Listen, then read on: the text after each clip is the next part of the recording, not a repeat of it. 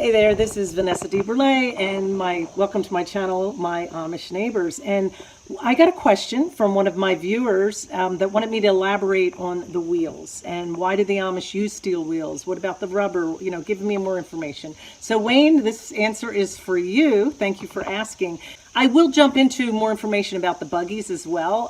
In my previous video, I did talk about the different orders of the Amish, and I'll talk about not only will you see different wheels on their buggies, but you also see different types of buggies. So just to elaborate, I will go into that as well, how the different buggies are different for each order. So you're going to be able to identify different orders of Amish if you keep watching these videos, because there's always different distinct things that they do that will help you identify which order that they're in.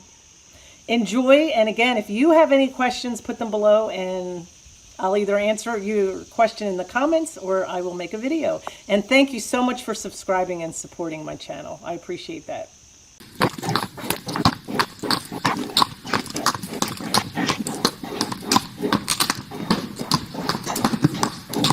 It's not unusual for us in our community to be driving down the road and pass a horse and buggy. And one of the interesting things are, you'll notice that some of the buggies are wide open. There's no roof. There's lots of people in them. Other times you'll see just one young person driving it. There's different wheels. Some of them may be wood wrapped in steel. Sometimes they're steel wheels. So all these differences. And a lot of times, another thing I'd like to point out is you don't always see a placard on the back of the wagon. Sometimes you'll see blinking lights. Sometimes you'll see that placard, and sometimes you won't see anything at all. So it really depends on the order or the group that this people driving it come from. Believe it or not, right? I guess you expected that. Everything is back to the rules of the church that they are associated with and what they're allowed to do and why. So today we're going to talk a little bit not only about the wheels of the wagons, but we're also going to talk about the buggies themselves to make it a little bit more interesting. Let's dive in and just talk about wheels. The more conservative the Amish group, the more likely they're to stick with the steel wheels. They will stay, they're extremely conservative, and they will usually stick with the old way of doing things, if that's the best way to say that. The more liberal they are, you might see them using the rubber wheels. So it really has to do with the rules of the church.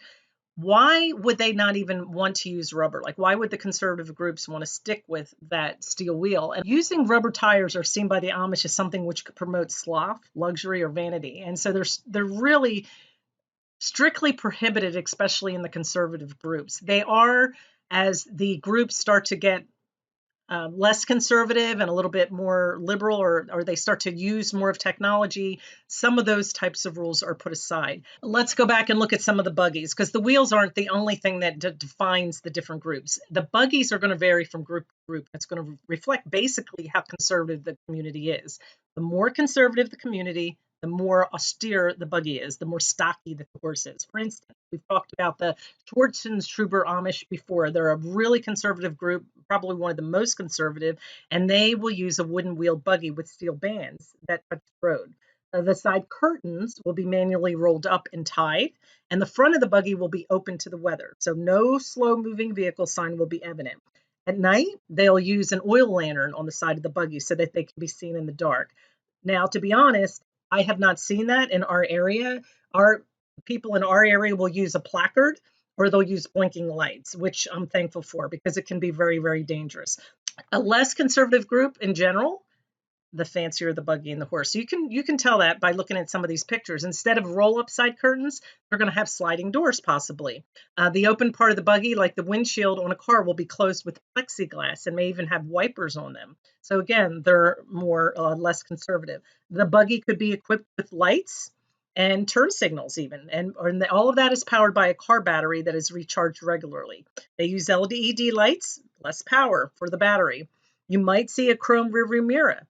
Start paying attention when you go past them. And they will display their placard for slow moving vehicles. And again, that's very, very popular around here.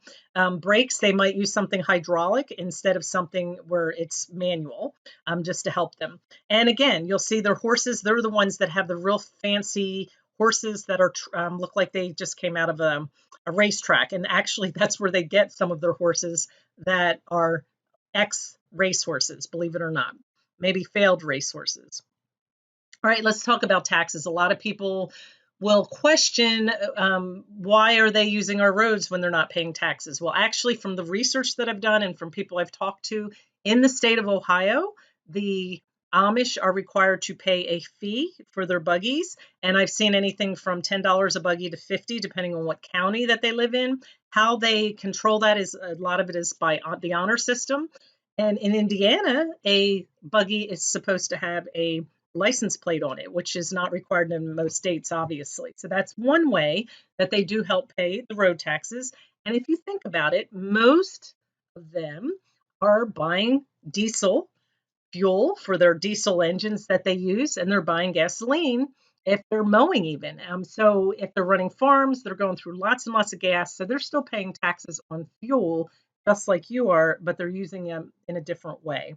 So it might, it might not be exactly the same, but I don't think there's that much of a difference with that. And so they are helping to pay for the road.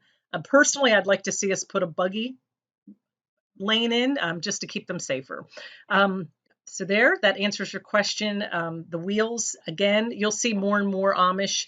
Most of the buggies do have the wood wheel with the steel band, but here and there you may see them using the rubber, not quite as often. All right, thank you for watching, and I will see you on the next video.